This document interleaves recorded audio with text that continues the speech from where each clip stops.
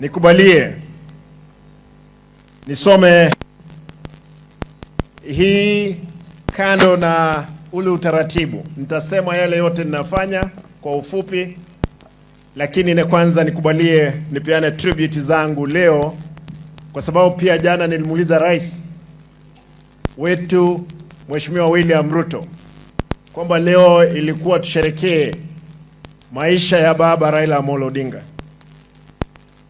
Mimi baba alikuwa na nafasi muhimu katika roho, na mimi nasema kwamba leo ni sherehe ambayo ni ile tuliyofanya jana extension kuja leo. Yesterday we gathered not only to mourn the loss but to celebrate the life of a giant of Kenya politics, a visionary leader, a relentless champion of democracy, and a beacon of hope for millions. The passing of Raila Amolo Odinga leaves an indelible mark in our nation's history. Yet its legacy, rooted in unwavering dedication to justice, democracy, and unity, will forever illuminate our path forward. Raila Odinga was not only a politician, he was a symbol of courage in the face of adversity, a voice for marginalized, and a tireless advocate for equity and fairness. His life was a testament to resilience, inspiring millions across the great nation to believe in promise of a better Kenya. I consider myself privileged to have journeyed alongside these extraordinary statesmen, leaning onto the front row, not only as a mentee, but as a friend. His wisdom, mentorship, and steadfast integrity were guiding lights for those fortunate enough to know him.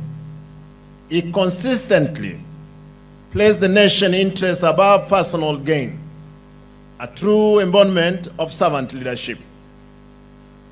To the people of Kisii, whom I represented yesterday, and to every Kenya mourning who mourned yesterday, we stood united with the Odinga family in this moment, all in the moment of the grief. We commit to carrying forward Baba's dream, embracing his call for unity he is so passionately championed. To our beloved ODM party, Raila was our north, or true north, our compass in times of challenge and triumph. His vision and principle will forever be foundation upon which we build Kenya's future.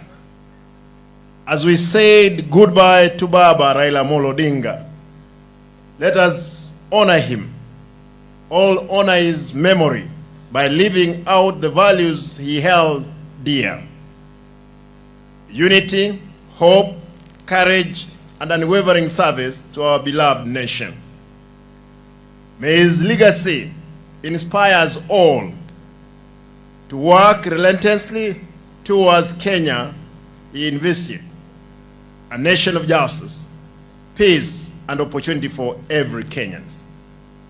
Again, I want to repeat that as a country, as a deputy party leader of ODM, I'm determined, alongside with my colleagues, other deputy party leaders, my chairperson, to make sure ODM remains the only party, the biggest party in the country. I'm happy that yesterday the president said he's going to make sure ODM remains to be the party. I want to urge him, out of the meeting of yesterday and today, Mheshimiwa William Samoei Ruto, wewe ulikuwa, you are a member of ODM, how I wish when you're going to sit down that you come back to your former party, ODM.